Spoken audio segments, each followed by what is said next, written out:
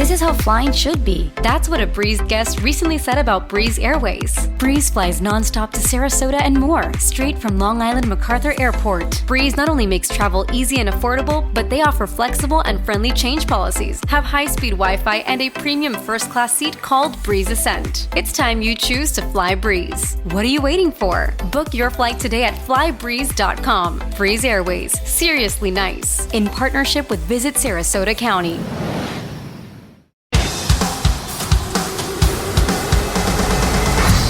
Brews and Banter. All right, Frank, at another location. Yeah. New York State. Love it. And this place is special.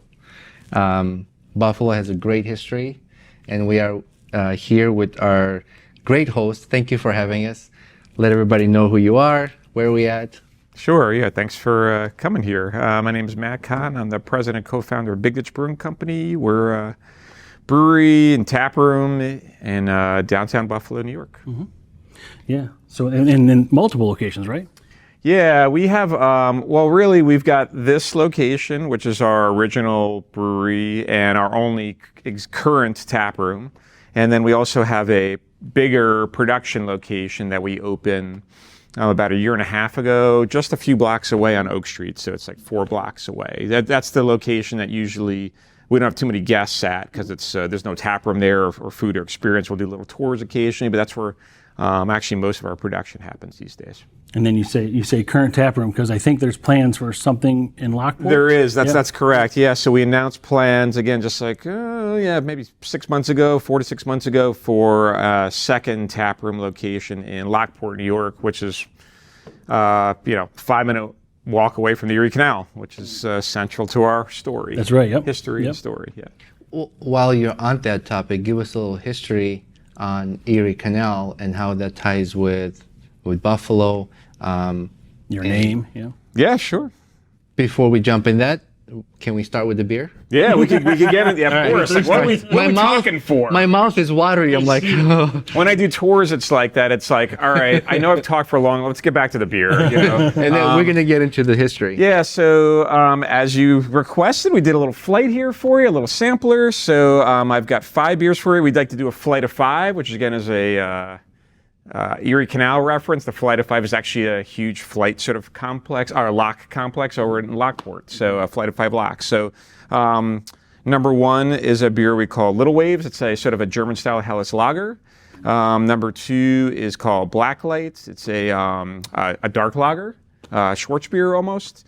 Number 3 is a new beer we just put on called Natural Blonde. It's a Belgian-style blonde ale. Number 4 is a beer we just also released in cans. It's coming out tomorrow officially, called Strawberry Vision. It's a fruited sour. And number 5 is our flagship Haber American IPA. Awesome. Yeah, I'm a huge Helles fan, but this particular one here. Now what should we start with? So I number them and order them in the way we should go, which is how you should do it. So we'll start with number 1, which is Little Waves or German-style Helles lager. Cheers. So cheers. Yeah, enjoy. Always want to start with something light. Mm-hmm.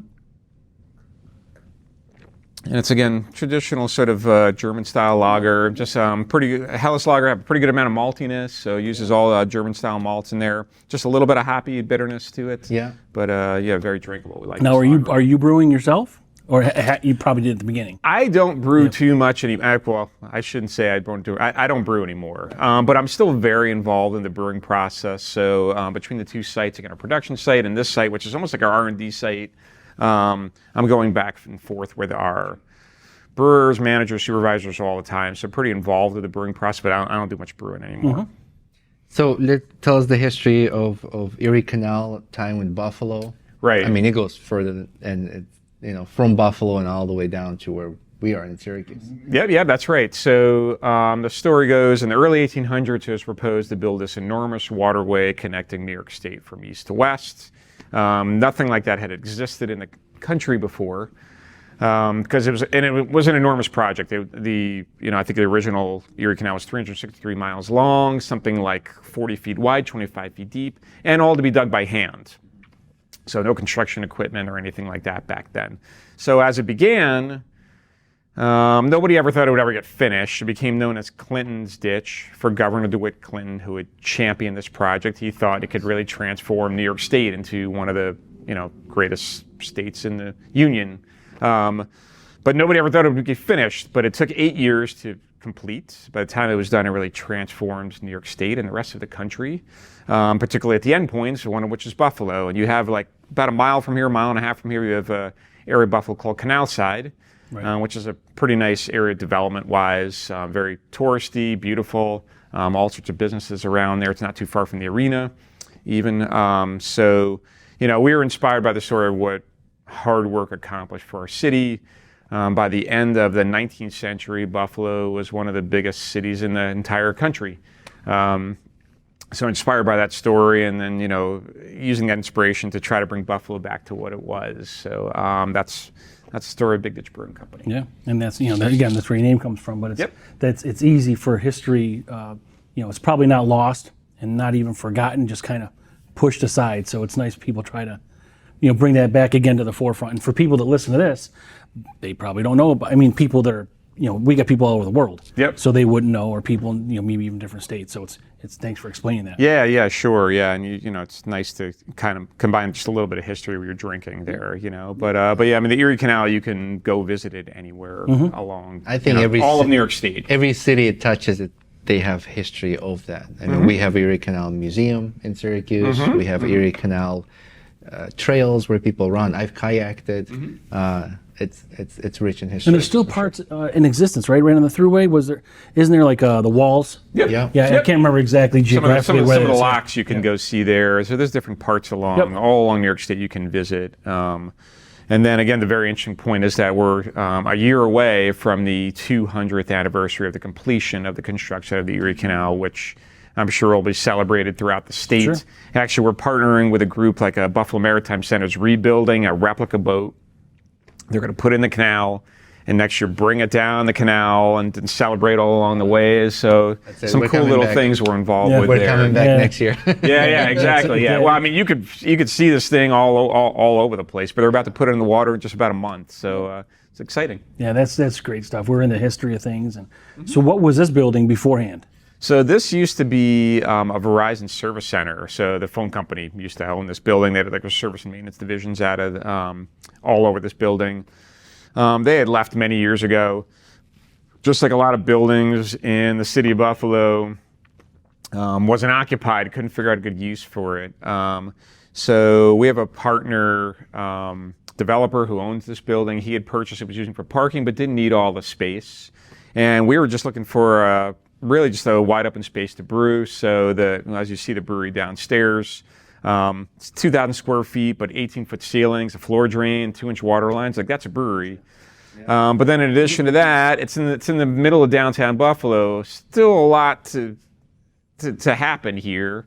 It's still growing, but it didn't used to be a very desirable place to work or really live. And the first time I looked at this space, I came on like a weekday at 5 o'clock. I'm like, where is everybody? I don't see very much. But, and the breweries help to revitalize urban areas all over the country. They're building the Buffalo Niagara Medical Campus just a mile and a half away. There was another restaurant that was moving in across the street. Like maybe we're at the beginning of something. So we sort of took a little bit of a leap and hoped that this would help to revitalize our area a little bit. And, it hasn't done a lot, but a little bit. Now you can walk like a block or two in any direction, hit another nice restaurant. Yeah, so you can a little see bit some more nice happening modern there. buildings and stuff. Yep, if you walk down to Main Street just 2 blocks away, even Main Street Buffalo wasn't very much, maybe 10, 15 years ago. But now there's a bunch of little boutique shops and little restaurants and things like there. So, wanted to be in a great location for a brewery and taproom. And is University far from here? University of Buffalo. So they do have like a downtown like biomedical campus, but not a lot happens there. They've got 2 campuses in the area. One is in the city of Buffalo, but a little further away. You can actually hop on the train right down here and zip up that. I mean, Buffalo's a very easy place to get around. Yeah. It's so easy. So that's maybe about 15 minutes away, and then they have another campus on the in Northtown, Amherst. And I'm actually a UB alumni, so that's how my introduction to Buffalo originally happened. My wife went to UB too. Oh yeah, great. Yeah, I love going to UB. I do a lot with the university as an alumni. And so, I grew up in New York, actually. I grew up in Queens. Oh, okay. And then went to UB for engineering. And then met my, future wife here. And the rest is history. Yep. So. So how many owners of Big Ditch is there? So we've got 3 owners, myself, our head brewer, his name's Corey. I've always been sort of the guy behind the scenes a little bit, doing a lot of the planning or pushing things forward or whatever, doing some of the paperwork. Making work for other people? Yes, pretty much. I've been everybody's pain in the ass pretty much for the entire time we've been open. That's pretty much it. But Corey's the guy out there actually doing things. So he's made our beer since the beginning, and doing a little bit of everything. And then we have a third partner again, as associated with that development company I mentioned previously. So he's sort of been the guy that has helped us to find the locations, a lot in terms of the appearance of the locations we have and the function, as well as, he had already owned and run his own business. So like he helped us with a little bit of entrepreneurial expertise, let's say. How did you guys come together? Like, how did that whole partnership mold it? Right. So, well, a little bit of the story about the background. So me and Corey both worked in the pharmaceutical and biotech industry, actually. So my little joke is like making drugs and making beer is pretty similar. It wasn't a tough transition, but like biology and chemistry, we were working in a lab at the time. That's how we got together. Corey, like he was like dumping stuff into a batch of something and in these like food grade buckets. He's I bet I could make a fermenter out of this bucket. And, one man's trash, another man's treasure kind of thing, right? So, and the next day I'm like, Buffalo always got there were 3 breweries here. I'm like, it's growing. Like, maybe we could make beer. It was a fun idea. And again, with our background, maybe that would work. So it started from there. We learned how to make beer from scratch. Hadn't done that before. And then after sort of I think we've got a good handle on how we have a good shot at doing this. We wound up writing a business plan, shopping it around, and that's how we met our other owner. And actually, we met him through, we found this place really randomly. My wife was at Google Earthing downtown Buffalo as a for rent sign. And that's how that happened. And then we met him a little while later. He jumped in, and that's kind of how it went. So, yeah. Google Earth for rent sign? Like she did Street Views? Street View. Like a for rent sign on the corner of the building. Again, this thing was unoccupied. It was just parking here. And then we walked in like, hey, we think this could be a brewery. And he had known that breweries were sort of growing. We opened in 2014. Like I said, when we were first looking at this, there were 3. By the time we opened, there were probably already, 8 or something.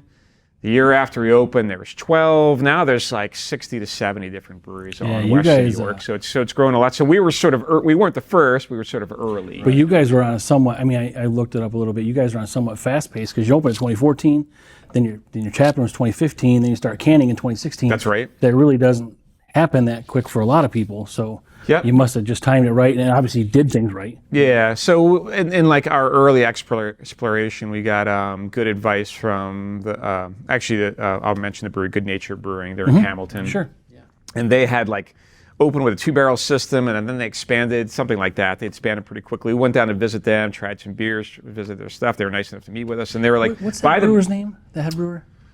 We met him at an amazing beer fest. Yeah, to be honest, I'm not really sure because I know the ownership in brewery has changed a little bit. So the original owners, I don't think are there anymore. But it was a husband and wife team originally, But they were sort of their advice was buy the biggest brewery you can afford. So we wound up buying a 20-barrel brewery, which was scared me a little bit.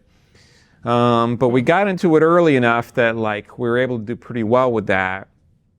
And then by 2016, we went to Tap New York, which is I don't know if you're familiar with the festival. It actually, they didn't run it this year, but they ran it for the previous 12 years. The biggest New York State craft brewers festival, 120 New York State brewers. Is that around Albany or something? Tap New York was in Hudson Valley, Hunter Mountain. Okay, yep. And I think they moved it last year to Bethel, New York, where Woodstock was. But anyway, so we won an award in 2016 after being open for a year and a half for best craft brewery in New York State. And then right after that, we ran out of beer. So we expanded. We basically tripled our capacity, went to 3 shifts. Later that year, we canned. So it's basically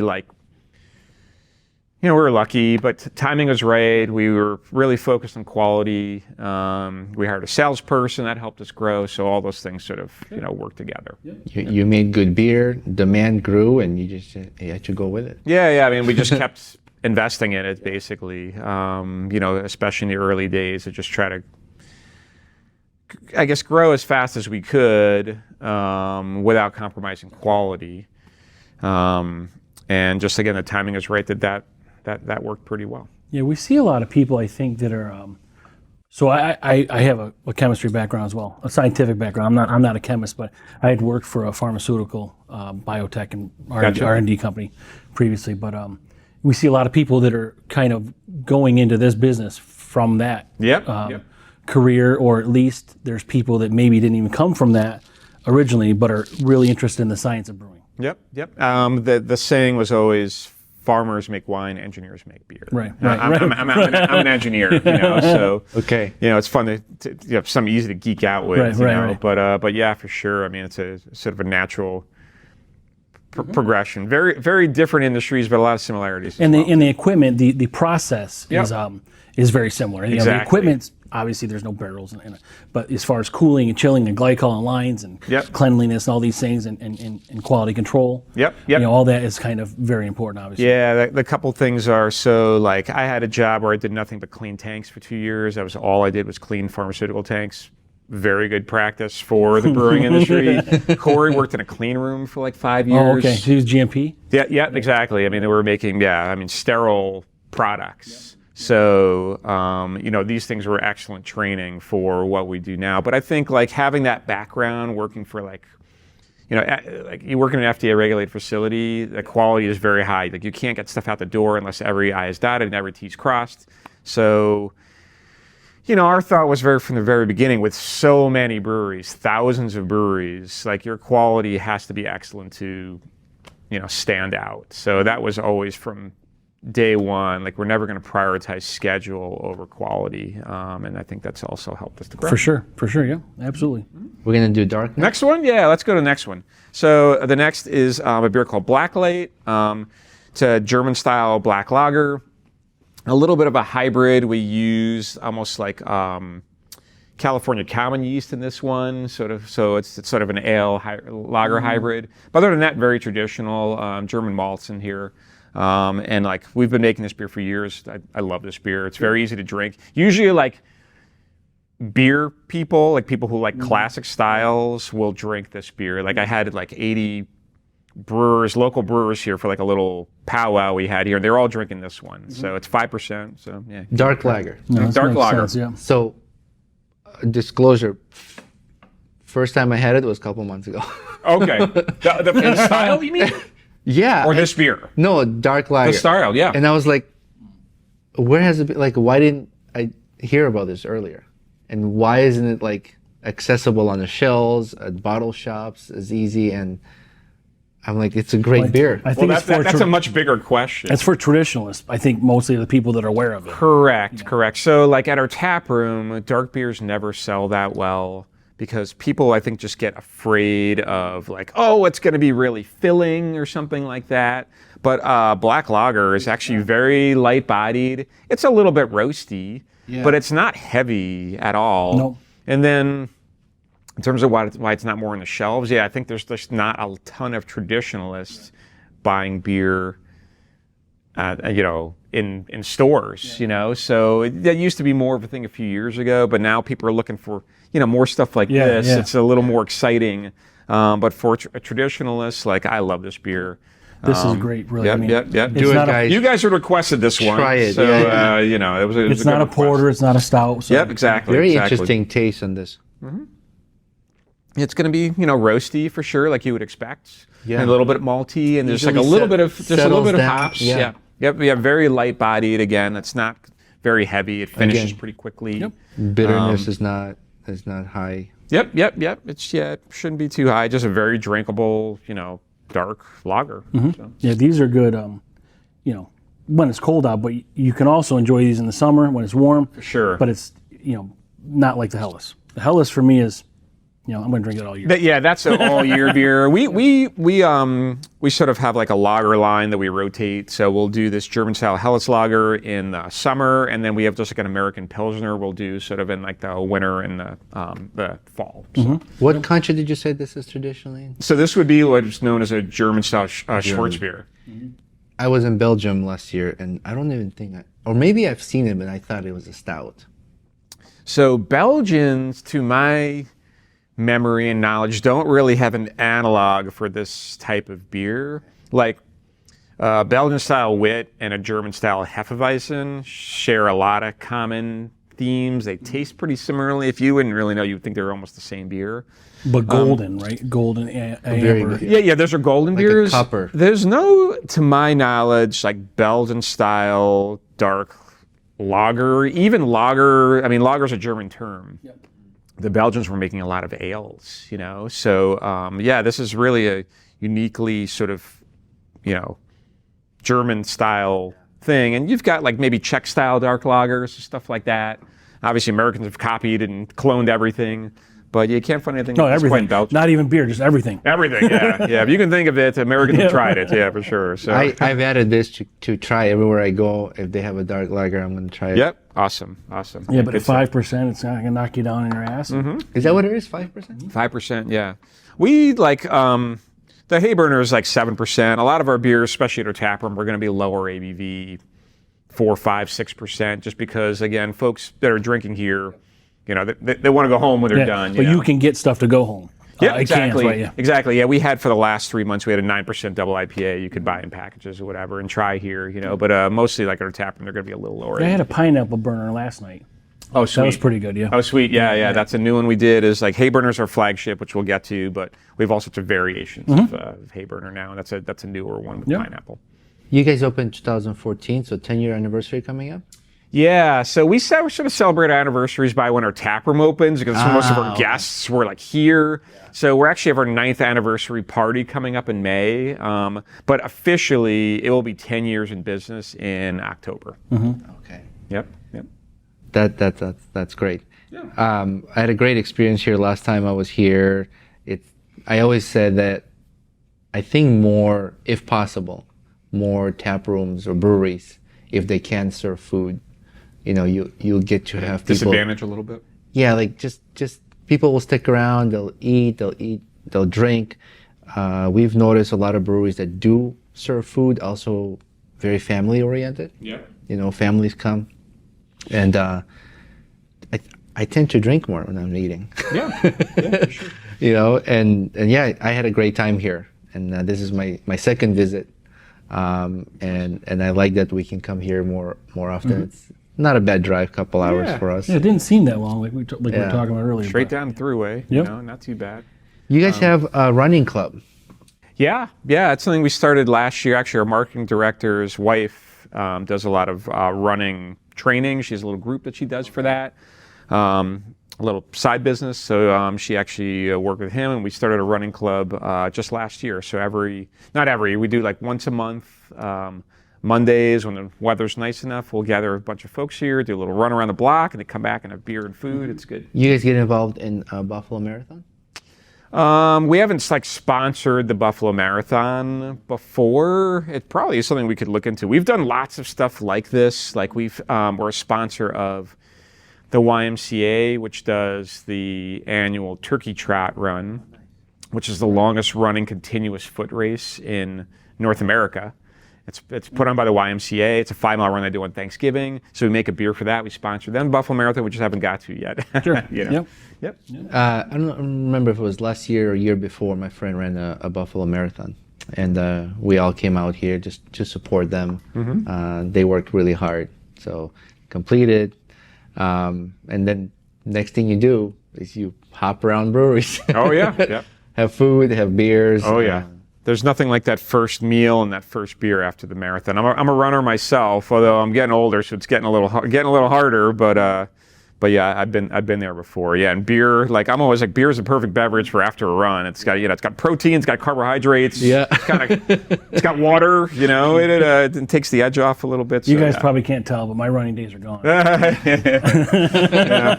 I'm getting there. It's like I'm spending almost more time injured than running. Oh, that's it. Right. You know, I got to run a marathon before I get too old. Yep. I've run one marathon. Oh, you have? Yeah, here? I ran it in Erie, Pennsylvania, actually. Oh, okay. It's 2 hours away from here, and they have a beautiful course in Presque Isle Park, which is just a great state park. You run an island twice. So sure. Anyway, that's many years ago. My brother lives in Boston, and we just made a pact. We're like, okay, 2025, we're running our marathon. Yeah. He's done them. I haven't. So. But like Boston Marathon, you're talking? He did Boston Marathon, but not officially registered. He didn't raise enough money for the charity. Gotcha. Yeah. But he did run it. But I've never. So. Yeah, the Boston Marathon. That's a challenging That's one. a. I would never. Yeah. I would never be able to qualify for that. Yeah, I think you have to charity and raise money for the charity. Yeah. I'm busy that day. Exactly. It's more like that year. So moving on to number 3. Yes. Ready for number 3? All right, cool. So the next one you guys had requested was a Belgian blonde ale. This one would be called Natural Blonde. So we like our tap room list. We like to keep it not a strange concept, but sort of diverse. So we've got a little bit of something for everybody. We're not like the brewery that's doing 12 IPAs or 12 sours or anything like that. So always like to try to have a Belgian style beer on. We've done all sorts, but this is just like a traditional Belgian blonde ale. Think of like Leffe, something like that. So not too much to this beer, just like Pilsner malts, a little bit of hops and some nice Belgian yeast, but very, very dry, drinkable. This one's 6%. So how many beers do you keep on tap? We shoot for around 12. So that number might go as long as 10, maybe gets up to 14. But certainly a selection to pick from, right? Yeah, exactly. Like the guests get angry if you've got less than 8. We know, like, they want a few different ones to try. But like I find if you have too many, then they'll sit around a little bit. We like to keep it rotating and fresh. So 12 sort of like the sweet spot for us. Yeah. Yeah, this is good. This is another light beer that's just very. But again, this one's 6%, so a little bit stronger than the previous ones. But again, very, very drinkable. But tastes light. Mm-hmm. Right. Yep. Like this one is probably the driest beer we're gonna have. Like this one, there's not a lot of residual sugar in this beer. This is like if I worked outside on a hot day, I'm putting down an entire can. You can bathe in this. I'm gulping this thing down. It's easy, yeah. One can, that's it. No, to start. Yeah.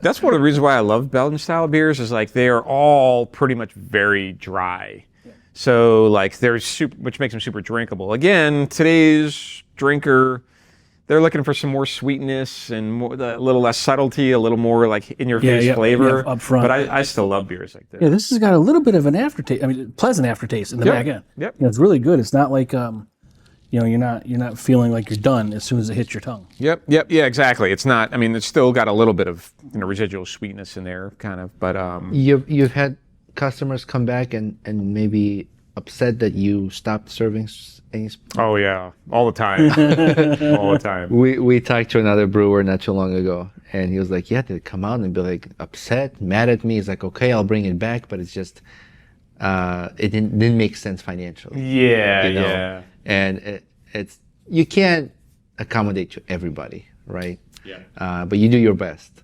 The only beer that we still make from the very beginning, from when we opened, is Hayburger, the last beer we're going to try.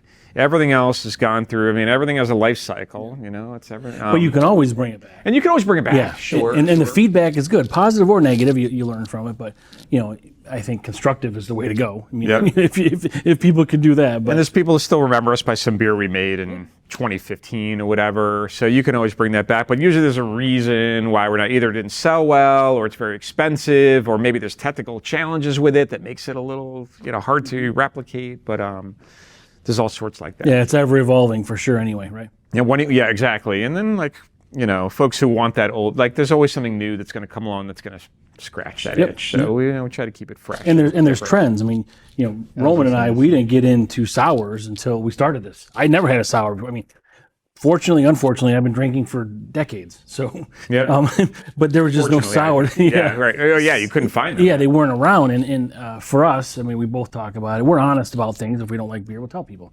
But the lactose beers are pretty difficult. I don't know. So we've had some beers lately, and I didn't realize they had lactose in them.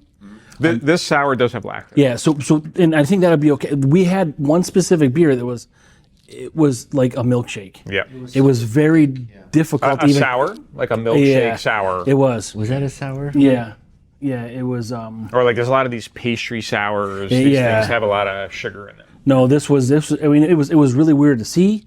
It was really weird to look at. The color was blue or red, like slushy. Yeah. And then it was coming out of the can when we opened it. Oh yeah. And then we're trying to drink, and I needed a spoon. Yeah. And I don't know. Maybe some people love that. I do not. Yeah, I mean, Or we do not. we tend to. Well, look, we're shooting for drinkability, so nothing too bitter, and nothing too sweet, because I think those things sort of hurt the drinkability. There's ranges in there, right? But if it's like literally like you need a spoon for it, or it's like yogurt or whatever, that's usually not something we're doing too much of. Again, in small doses, anything's fine. But And it may be for some people, like in a survival situation, if there's an apocalypse, I'd probably have one of those. It's because you can like ration off, and it's probably got all the food groups in it. it's probably lots of nutrition. Yeah, there's something right? like you can burn calories as you're eating and stuff like that. But it was different. Yeah. But I know that style has been popular amongst several folks. And again, we do stuff like that, but nothing quite that. And of course, IPAs are huge, and Yep. so you got to kind of follow that market trend. Yeah, for sure. I mean, I think IPAs have always been our best seller, and it probably always will be. So, but again, like at our tap room, we try to keep it a little more diverse. So, I think if you've got so many IPAs, they're sort of blending together. I've had that experience at different, like they're good, but they're all blending together. Like we love, at our brewery, we love beer. Yep. And I think the great thing about beer, even compared to something like wine a little bit, is the diversity you can get from sort of very similar ingredients, malt, hops, water, yeast. So we try to keep it diverse here, and a little bit of everything. Yep. Yeah. So we don't have here, but I think you won an award last month, right, for a barrel aged non-sour. We did, yeah. We won at the New York State Brewers Association competition, which I think now may be the largest state-run competition in the whole country. Is this the Governor's Ball they get? Yeah, it's the Governor's Cup. Yep. That's what they do. Cup, sorry. Yep. And that is a competition that's grown and grown over time. I think they had over 1,500 entries. It's become very, very competitive. We've won many awards through that, but like maybe 2017, 2018, we'd walk away for like 3-4 awards. Now, if we win one, I'm pretty happy with it because it's just so competitive. And there's over 500 breweries. Yeah, So exactly. Yeah, there's hundreds of breweries, but we won an award, for a bronze medal for barrel-aged non-sour for a stout we did called Aqueducts, and it was aged in bourbon barrels and maple barrels. And then the sort of the funny thing about that is that last year we won an award, the gold medal in the same category for almost the same beer, but that was, instead of being aged in maple barrels, was aged in cherry brandy barrels. So apparently we're onto something with this sort of double barrel aging bourbon barrel thing. We won some nice awards for this. And those are probably high ABV. Right? Yeah. So when we talk about drinkability, like those are not the most drinkable beers. These are beers when we do them at our tap room, most people are taking home with them. Right. We released that beer on a day we call Stoutsgiving. It's the Wednesday before Thanksgiving. We'll put out so we sort of beat like the Bourbon County rush by a couple days, Right. And we put out a few barrel-aged beers, a bunch of other stouts. Like we'll have like 12 different stouts all available on one day. But yeah, so that's been a pretty nice one for us for winning an award. So those beers have zero crushability. No, those are sippers. Yeah, you don't want to drink those too fast. Those are appetizer beers. Yeah, Where are you sourcing your barrels from? We've got them from all over the place. So like that beer, actually, the double barrel, we usually put the beer in the first run from a local-ish distillery. So we've been using Hartman's Distillery the last few years. We also used Iron Smoke out in Rochester. We use Black Button in Rochester. And we use Tommy Rider in Buffalo as well, too. So we've used a few different folks for that. And then the secondary barrel will be wherever we can get it from, because you can't just find cherry or maple from wherever. So there's barrel brokers nationally that can get you some boutique type stuff. So, kind of wherever we can, but we do try to use local wherever we can as well. Do you are you able to use already used barrels, or is that what you're using? Yeah, so they're not new. If you're going to age your beer in a barrel, well, it depends what you're trying to accomplish, right? But like a bourbon barrel would be a distillery's aged their bourbon in a barrel. They've emptied it. These are sometimes like fresh, empty barrels, and you get your beer into that. But sometimes you just want it straight on wood. Like a sour beer works for that. You can use wine barrels, so like age the wine like a Chardonnay barrel. Sure. Yep. Wine goes in the barrel, comes out. You put your beer in there. It works nice for like a saison or a sour or something like that. So yeah, there's all different things you can do. Mm-hmm. Something we were going to actually start talking about before I clicked the record, and now I'm blanking. We were going to talk about Lockport, maybe. Lockport, that's right. Sorry. I was so excited about beer. You guys are like more than I've done, so that's all good, you know. All right. I might just kind of spill over here. That's fine. Yeah. You can go back down the ladder there. Yeah, exactly. Let's talk about Lockport. Yeah, sure. So, that's the project we're excited about. After trying to figure out, our tap room has done well since we opened. It's a great place for customers to go and get a diverse experience for food and beer and all sorts of different things. And in spending years trying to figure out what the next thing might be, we just found a great location in Lockport. Again, really minutes away from the Erie Canal, which is just tied to our history and our story. And again, Lockport sort of feels like downtown Buffalo did when we first opened here. There, wasn't too much going on here. We're sort of on the cusp of development. We thought there was potential for a lot more. So that's where we're going to be planning on Lockport. It should be, it's a beautiful building. It's a historic post office, historic preservation. So again, you're going into another building you're not building new, you're kind of repurposing something. Repurposing, yeah. That's really a big part of what we're interested in. We like that. The history, not so much, I guess, what's that called when you upcycle or recycle stuff like that? I don't know, you're in this industry, can't you tell me? Historic, like reuse, yeah. Kind of thing. But you're not building new, and it's not new brick and mortar. It's not. It's something you're kind of using that's already existing. Yeah. We've never built.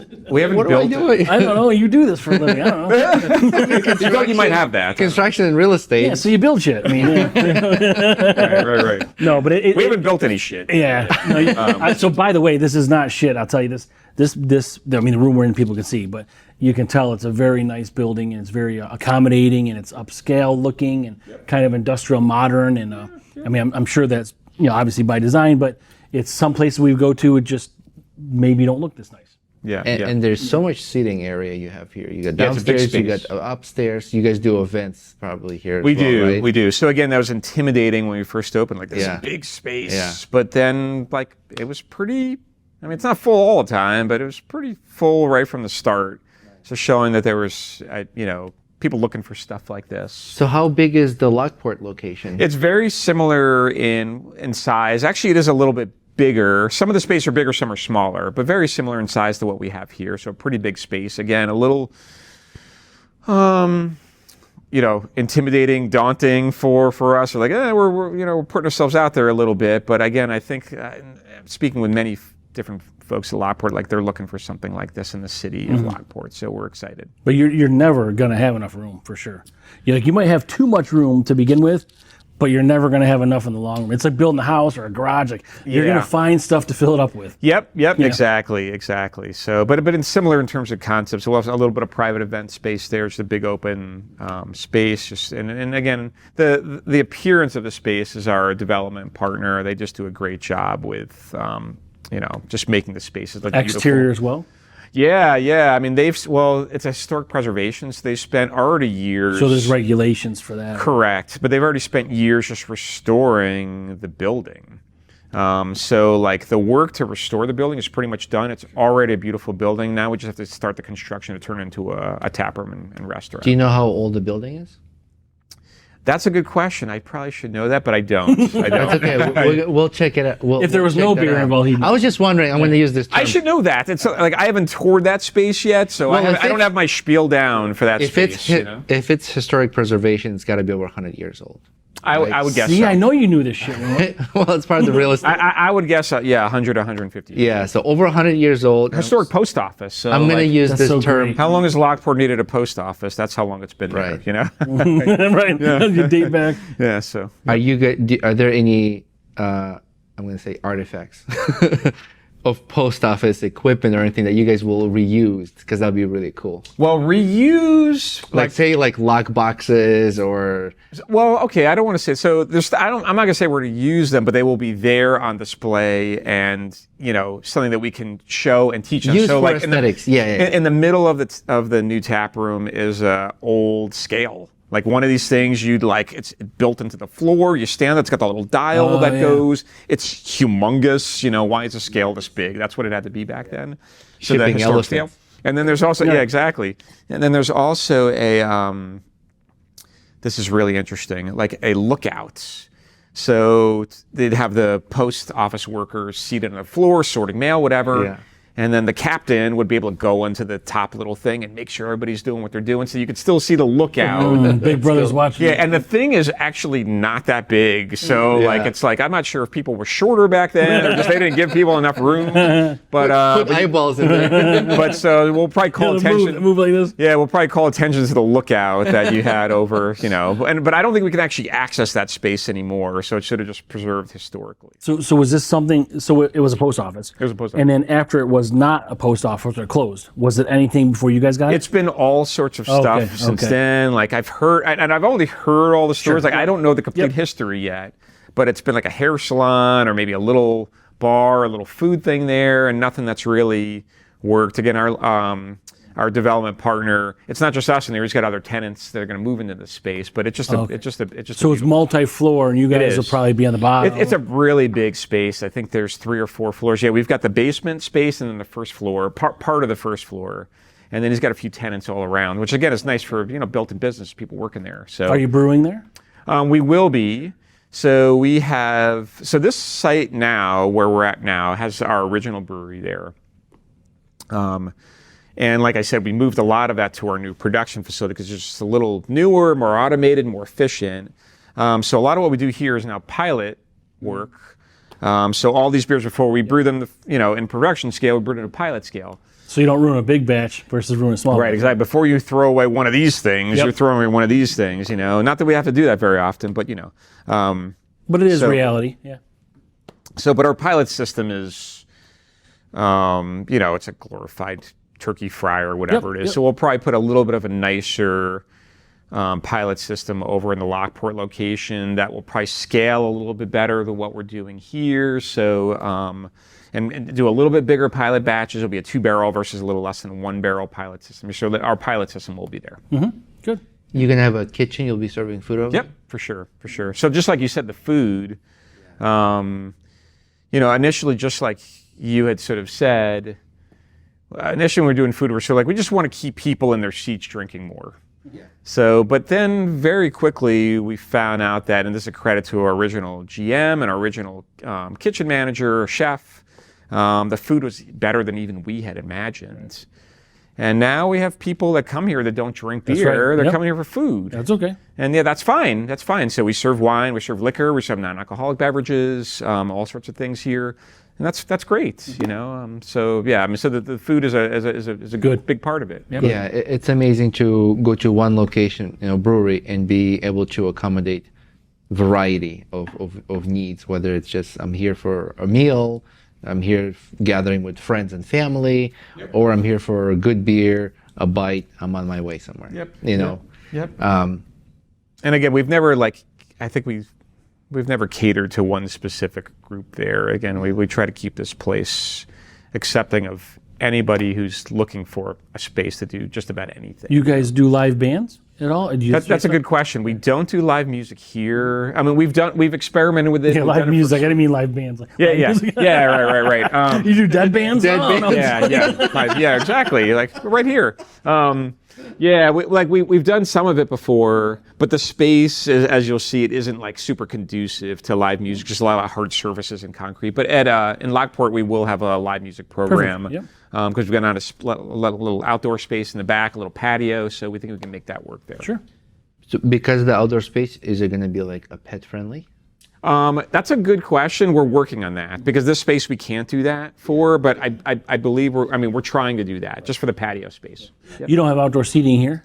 We do, but it's connected. So we basically have to open the outdoor. We have to open the doors. That's when you bring the outdoor. There's no entrance into the patio. It's connected to the restaurant. When we're there, you should be able to get into the patio instead of going inside. Right. So that's what we're trying to do. Outdoor access. Exactly. Yeah. Exactly. Yeah. So you don't have to go through the building. Can we do this one now? Yeah. Let's do this one now. Yeah. I'm just so excited about this. Look at the pink one. Yeah, right. Yeah. So this is a beer we called Strawberry Vision.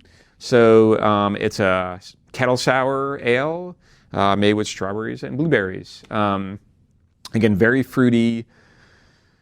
Got some tartness, has some sweetness, but definitely not overly tart, not overly sweet, going for balanced drinkability. It's 5.4%, and it's new. We actually just started canning this just this past week, and then the first batch in cans is coming out tomorrow. So you're getting a sort of little bit of an advanced preview. We try to always like target these things. Like we do things like we get it exclusive. Like we're this breaking news agency, but we're getting exclusive things. Yeah. So let's see what you think of it. Yeah. Cheers.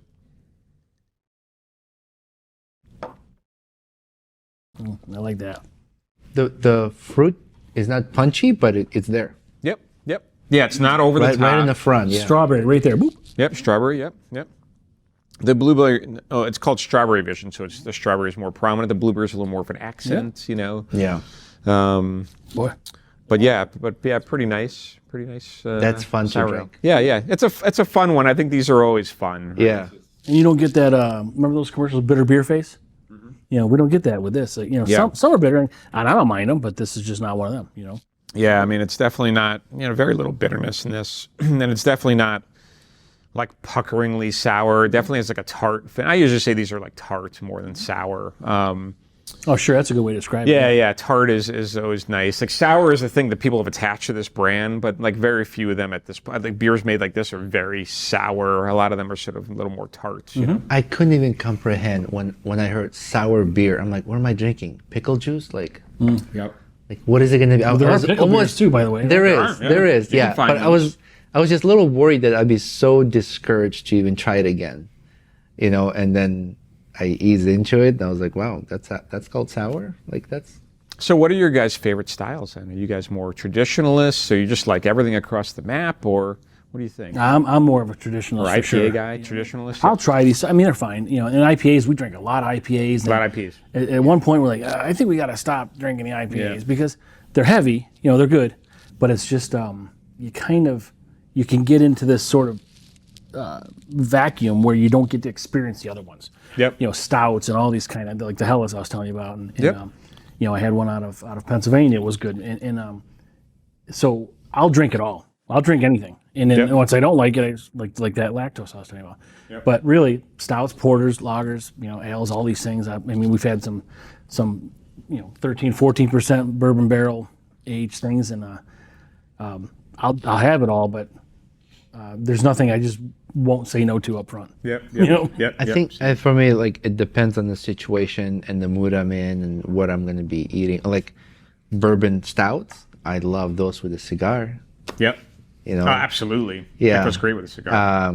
I used to, when I was first introduced to cigars, and it was all about, with a whiskey or a bourbon, but I was like, well, how about a beer? So we were in Pennsylvania, and we went to Hershey, and we had some bourbon stout. And I was like, why don't we do this with cigars? And we sat on the porch, and it was great. I was like, I got to do this more often. Gotcha. It's not as strong as bourbon, but you still get that flavor in it. Yep. You enjoy it. And as far as favorite beer, it's hard for me because I like surprises. Like, I'm like, ooh, I wonder what that's going to taste like. Like this really surprised me, right? And I was like, sometimes I'll have that craving. I'll drink that all day or something, Such a wide variety. It's so hard to say what's your favorite. I totally agree with you. People I don't know if this might be on your agenda, but what's your favorite beer? Yeah. It's like the unanswerable question. But usually I'm the same way. I'm like, it's not really like a favorite. It's situation. What you prefer at that point. So in the summer, I want something light and drinkable and crushable, whatever, a lawnmower IPAs, beer, whatever. Yeah. But in the winter, like you said, I'm good with a barrel-aged stout or barley wine or something, dark beer, something stronger. So I'm the same way. But again, that's what's great about beer. You got something for sort of every occasion, So I totally agree with you. Our idea of a podcast started around the fire on the camp when we were camping. And it was drinking beer, sitting around camping. That was just like shit production beer. Shooting shit and joking, busting balls. It was just like all of that going on, and just like, hey, why don't we do a podcast? Yeah. We do this every year. But then it took 3 years to get to that point. But I never really. That's how it goes sometimes. Same story. Exactly. You build a business, but I never really drank dark beers prior to maybe 2 years ago. Oh, really? It was all just like golden stuff. You just didn't like them? No, I just didn't really. I would always go with what I know. Hadn't explored them. Yeah, and I'd have porters here and there, but on on the big quantity, you go fill your refrigerator. It's just an amber beer, Right, You know, exactly. some sort of golden beer, like a little 4.5%, 5% thing. But now you open up your palate and you kind of get these experiences, and you can kind of see. I mean, I always drank craft beer, but it was just never really dark. Right. Well, yeah, that's fun. All right, what's the last one here? All right, so the last one is Hayburner American IPA. This is our flagship beer. We've been making it since we opened. Always on tap. Always on tap. Well, it's not just here. This is Hayburner has become the most popular beer in Western New York. So and like craft beer, yes, but almost beer. There's actually more tap lines for Hayburner in Buffalo than there are for even like something like Budweiser. I see. Sure. So you can find this anywhere. In Rochester, it's very popular as well too. It's an American IPA, so it's not a traditional hazy. It's funny, the appearance is a little variable. So today's batch looks a little bit hazy to me, actually. Like, it doesn't always look like this. Because you got West Coast, New England, American. Yeah, this is sort of in the middle. Like, this is going to sort of be like a hazy IPA with a little bit of bitterness to it. Sometimes it looks a little clearer than this. So, but yeah, it's sort of in the middle, but very, very drinkable. So, like, we came up with this beer again in 2014. It was sort of like as Heady Topper was popular. Like, boy, I really like these like hop flavored beers that aren't very bitter. But just a little bit of bitterness, and that's kind of where we shot for. Not very malty. This is before even New England IPA was really a thing. Like, Heady Topper is really the original New England IPA, but and it's been a progression, but it's a very, very popular beer for us. You can find this anywhere in Western New York, pretty much. Perfect. So, Yeah. Yeah. Cheers. Enjoy. Oh yeah. Yeah, it's super citrusy, orange, grapefruit. It's not really ever been anything that's been tropical. So there's maybe a little bit of pineapple flavor in there. It's made with like very 2014 popular hops. You know, there's a little bit of newer hops in there, but again, sort of like a flavor forward, not super bitter. Yeah. Almost like the West Coast IPA, but again, like it's unfiltered, so it sort of fits a lot of different things. This isn't a Mike Tyson heavyweight punch. This is like a light featherweight boxer. Correct. But it's 7.2%. Yeah. So that adds to the charm of it, actually. So if you ask enough Buffalonians that drink this beer, like everybody's had a Hayburner moment. It's like, like when we were open. Again, we weren't the first craft brewery here, but I think people are still sort of learning about craft beer, and I don't think they all realize that like drinking 3 Hayburners is not like drinking 3 Labatt Blues. That's right. Okay. Yeah. Mm-hmm. And so they're like, "What the hell just happened?" And like, you can't taste the alcohol. Yeah. Because of the way we brew it. So we'd get, and so that added to the mystique a little bit. Not that we're doing anything extremely new, but just we were doing it at the right time. It's got great flavor. It's become very popular. By the look of it, I was expecting something else. What were you expecting? Just more punch in the front, higher bitterness. And I took a sip. I'm like, light, easy. Yep. Don't taste a lot of So you were alcohol. saying you like when you get surprises. Is that a good surprise? Yeah, all of it. It was just amazing. And yeah, that's a good surprise. Okay, good. But I think the grapefruit and the citrus masks the alcohol. Oh, for sure. Right. For sure, yeah. But again, like we make more intense IPAs. Every month we'll do some limited new IPA. We'll put in cans and sell at our tap room, sell a little bit here and there. But we'll probably never make another beer like Hayburner. Just nothing will be as popular as this beer ever. And it's a combination of all those things, again, just like drinkability. It's a very affordable too. We work really hard to keep our costs down, make it affordable for our guests. Good flavor, it just fits everything perfectly for us. It's like a WTFH. Like, like, what the fuck happened? Yeah. Yes, that's exactly. Or what the fuck, Hayburner? What the fuck, Hayburner? My story that I always tell That's a is T-shirt. I had like the original Hayburner stories back when we used to homebrew it. We had like one keg. So we brew a batch, fill a keg, and we're like, we got to empty this keg. We're going to brew tomorrow, and we had like a gallon and a half of Hayburner left. We're going to kill this keg tonight. Sure. And drinking, like almost a gallon of Hayburner in one sitting is not a good idea. Yeah. I do not advise that. Even though there might be people that do that, but I've been there. Mornings are rough, right? Oh yeah, the next day was not feeling Yeah. great. Yeah. So. No, I can taste the grapefruit, and this is really good. I've had some of these before, but I had, like I said, I had the pineapple hay burner last night. So, Yep. This is, different, For sure. similar, but obviously just not as much pineapple. But Yeah, the pineapple really- hay burner has a lot of the dry hops removed and obviously all the fruit added. So other than that, similar base, maybe a little lighter bitterness, very similar like malt base, but just taking out a lot of the dry hops, adding all the pineapple. Yep. So that's a variant. Hay burner's become such a big brand for us that we have little sub brands. That's right. Going off, so we have Day Burner, which is 4.9% hay little- burner. yeah. That's become pretty popular for us, particularly in summer. Is Day Burner an IPA? Day Burner is like a session IPA. We Yep, use the yep. term refreshing IPA. Yep. So 4.9% Yep. IPA. It's a little less bitter than Hay Burner actually. It's a little more drinkable. But yeah, pineapple. We did a Sleigh Burner for Halloween with blood oranges. We've Blood orange is good. Yeah. I'm trying to think of some other wacky like hay burner. We've done. So hay burner is a reference. The story on hay burner is a reference to the mules that would tow the boats down the canal. Oh, okay. I see. So they didn't called hay have burner? any powered Right, because boats. You had to tow them down the canal. That's right. So just all this thing did was like work, eat, and sleep, right? So we put, they call them hay burners. Put a little angry mule on the front of the can. And so the variants off of that, we did one called Space Donkey, which is like hay burner with galaxy hops in it, so fun stuff like that, so. The mule is a donkey and a horse. Yep. Cross. Yep, that's right. In Or a case someone jackass. sees, Or a jackass. yeah, it depends who's on it. Depends, right, what you want to, how you want to go there, but So sure. we love hearing histories of breweries, and everyone has such a unique and interesting story. But everyone has gone through hurdles. What was Big Ditch's hurdle that you guys had to get over to really, you guys are very successful, and you're probably examples to some of the smaller breweries.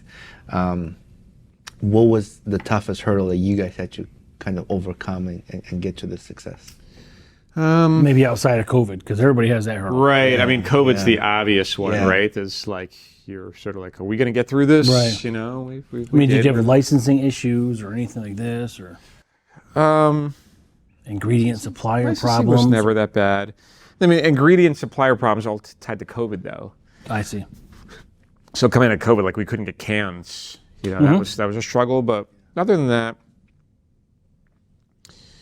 look. So for something like we do, like for a while we were running a 3-shift brewing operation, lunch and dinner 7 day a week, restaurant operation. Every day is an adventure. You never know exactly what's going to happen or go on. Who never was walking in the door. What somebody wants, right?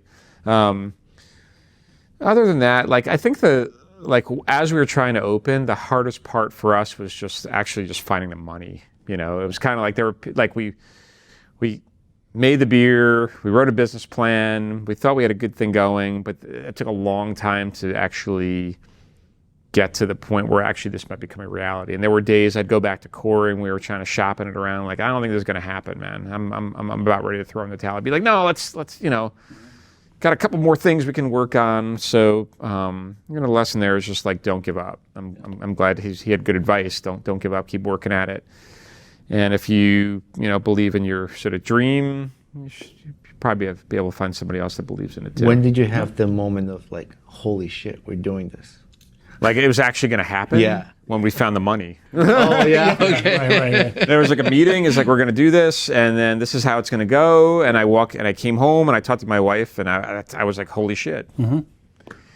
We need to prepare for this. We were working for a biotech company. We had corporate jobs, and it was like, okay, we're going to risk a lot of our personal well-being. We both took like massive pay cuts. And to that go do security this. with this place. I had two young kids, like, holy shit. Like, but again, we believed in it. We did our homework, and we thought it had a chance of working. If it didn't, we still would have probably relished the experience. But yeah, it worked out.